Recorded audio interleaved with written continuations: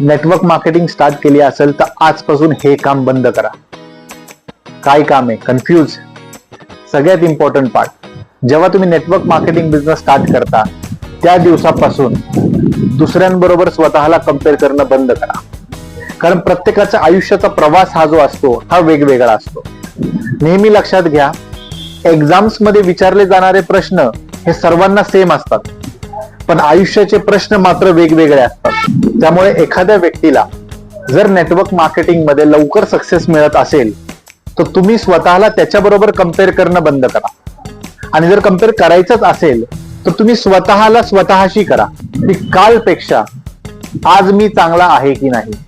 आणि जर तुम्ही कालपेक्षा आज चांगले नाहीये याचा अर्थ तुम्हाला अपडेट होण्याची गरज आहे. कारण तुमची स्पर्धा ही दुसऱ्याशी कोणाशी नाही, कालच्या स्वतःशी आहे.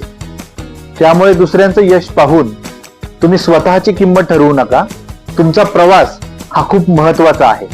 जर या व्हिडिओने तुमच्या नेटवर्क मार्केटिंग जर्नीमध्ये 1% जरी हेल्प केली असेल तर या चॅनलला लाईक केल्याशिवाय जाऊ नका.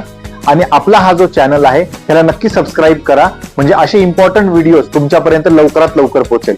थँक्यू.